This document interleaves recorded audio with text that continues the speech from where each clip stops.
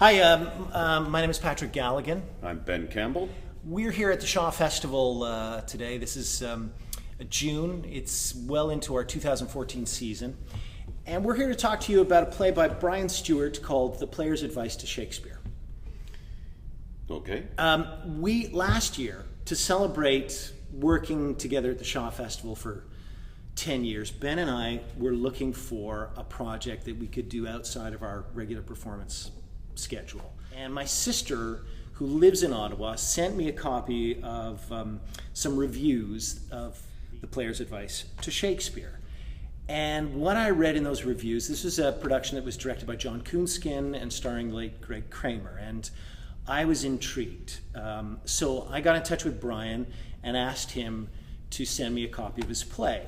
And so when Ben and I were talking about what we would do last season as a side project, I presented it to Ben.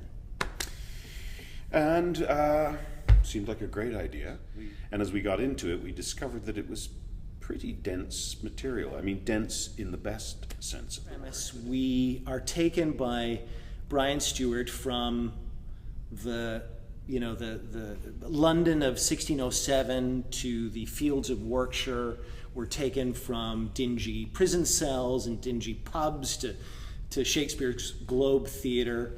He peoples it with all kinds of interesting characters, some historical, some fictional. We meet Shakespeare himself.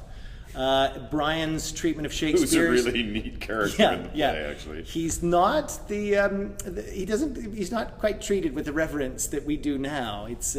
But it's from a point of view of this guy who's in his company and who is challenging Shakespeare and what he's writing about. And that gentleman's own personal bitterness towards Shakespeare. Indeed. That they'd grown up together, they'd come from the same place, and Shakespeare had sort of accelerated past this poor gent, and there was a bit of jealousy and bitterness involved in that situation. Yeah, he feels the same way about Richard Burbage, who, as you may know, was the lead actor in Shakespeare's King's Men Company at the time. And he has absolute contempt for him. We know those kinds in the theater. He's the guy who always gets the good parts, and is a bit full of himself.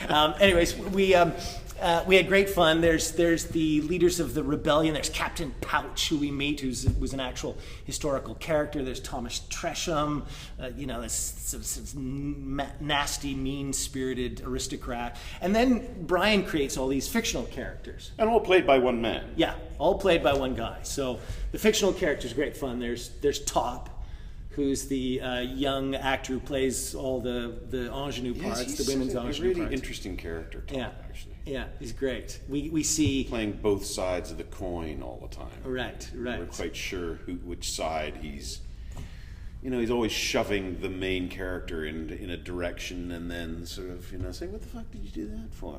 He's really a slimy little bugger. Actually. Yeah. We meet highwaymen on the way to Warwickshire. We meet Davy and Fish. Davy, a great fun with Davy and Fish, this great lumbering guy from North Country, and foul-mouthed Tinker and his hapless lackey Donnell. You remember Donnell? Yeah, Donnell. Anyways, we had great fun.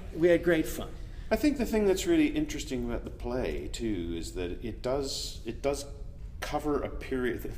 It's very interesting for Patrick and I working at the Shaw Festival, as we do a great deal of Shaw here.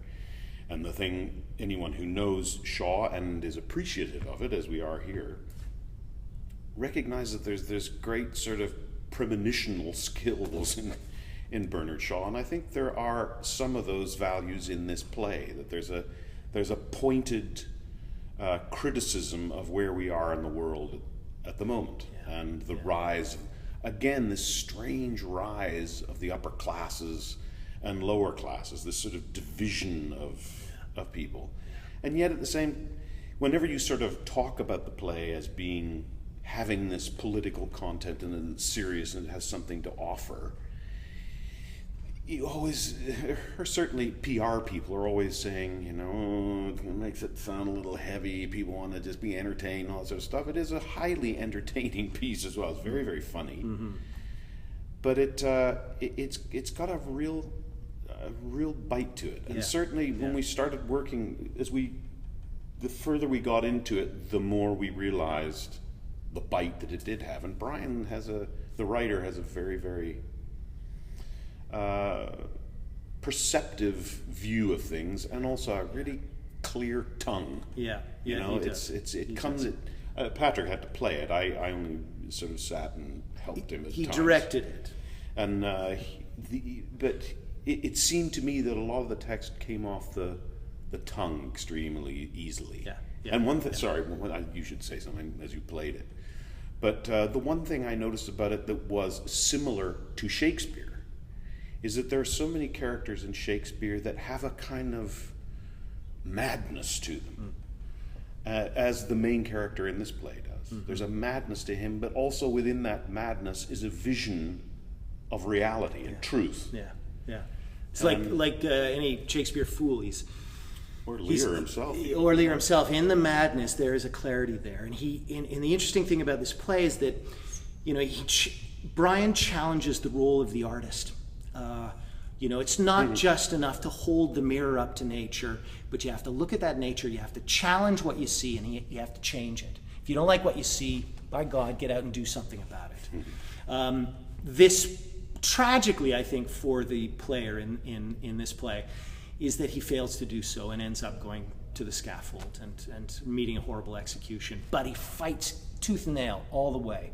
And I think he challenges the audience to reconsider what they think the role of art and the artist is. And it's, you know, it was something that really challenged me as an actor, and with Ben directing, we had a lot of fun and a lot of, you know, we worked hard and made a lot of discoveries, and I can't tell you, I can't recommend this play enough to you as a potential audience member. Go and see it. It's a tour de force. It's in its purest form. It's an actor alone on stage, maybe a couple of props, and just telling a story and peopling that story with all kinds of interesting characters in a fascinating period with great ideas. It's an exciting play. And it does also, with the idea that it is a one-man show and it is one person creating all these people, they do have presence in the room, so it doesn't feel like a one-person play. It feels like a huge stream of characters in a sort of Dickensian novel. You know, it's really worth seeing. Yeah, there you are. Ben Campbell, Patrick Galligan. See the player's advice to Shakespeare. We hope you enjoy it. Thanks for your time. As much as we did. Indeed. See ya.